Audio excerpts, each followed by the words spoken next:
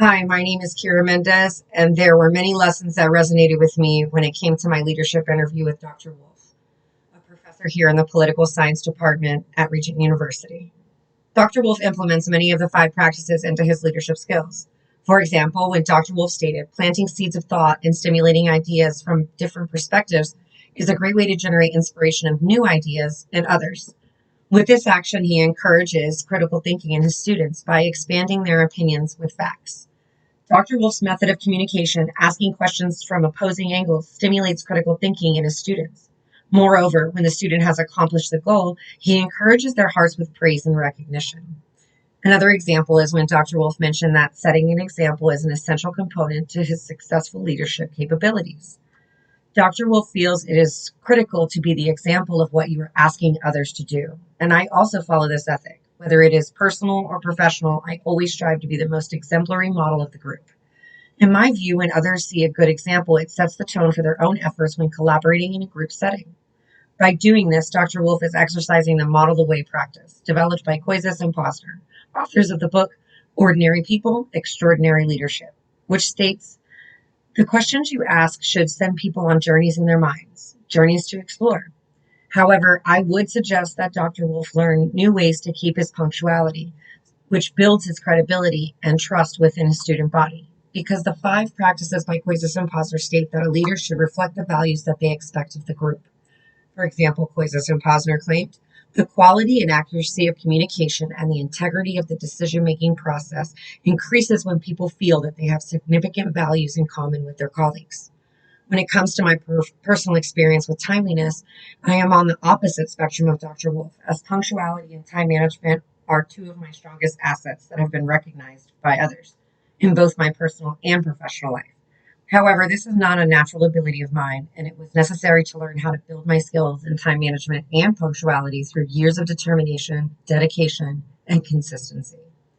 Furthermore, Cotter claimed in his book, Leading Change, without a sense of urgency, people will not give out that extra effort that is often essential. In other words, time management requires a sense of urgency to stay on track.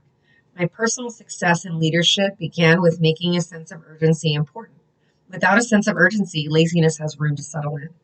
On the other hand, Dr. Wolf does an excellent job of exercising integrity and virtue when he demonstrates honesty and open communication. Basically, great leaders choose a position and they lead by their actions using virtues and morals as compasses to navigate their choices within their organization that will influence others to adopt their actions. Why does this matter? It is important to understand that great leadership comes from great judgment, and adhering to sound judgment produces beneficial results for the organization and its members. When studying millions of people in various positions throughout the world, Seitz, Gans, Crossan, and Reno, authors of the text Character Matters, Character Dimensions Impact on Leader Performance and Outcomes, discovered that people desire to follow those who possess a noble character. And anyone in a leadership position depends on their character for their credibility, which is an important influential factor when it comes to leadership. The knowledge I gained from my interview with Dr. Wolf was to always set the standard by being an example of what your expectation is and exceeding it. According to Comfort, author of the Evidence Study Bible, explains in Isaiah 32:8, but he who is noble plans noble things, and on noble things he stands. Along the same lines, nobility is the opportunity to create and execute noble plans, plans for good, not for evil. When it comes to the five practices, Koizes and Posner claimed that to practice modeling the way, challenging the process, enabling others to act, encouraging the heart, and illustrating a shared vision results in exemplary leadership that others will buy into. In comparison, the five practices in Dr. Wolf's view of integrity align with the practices of extraordinary leadership because it fosters teamwork, consensus, and personal effectiveness through ethical behavior. In my personal experience, I follow these practices, but learning about leadership in depth has encouraged me to continue to foster my leadership skills by researching this subject more intentionally. Dr. Wolf demonstrated model the way when he mentioned that emulating great leadership skills was a critical component to his success as a leader. Next, Dr. Wolf practiced challenging the process when he frames questions from different perspectives, which opens the critical thinking channels in others. Third, Dr. Wolf enables others to act by providing them with different tools and perspectives to generate critical thinking. He allows others to defend their arguments fairly. Furthermore, Dr. Wolf creates a shared vision through his effective communication and ability to get students to journey in their mind to find new answers with depth. Next, Dr. Wolf exercises encouraging the heart by recognizing others' accomplishments and determination when he provides feedback with his graded student assignments.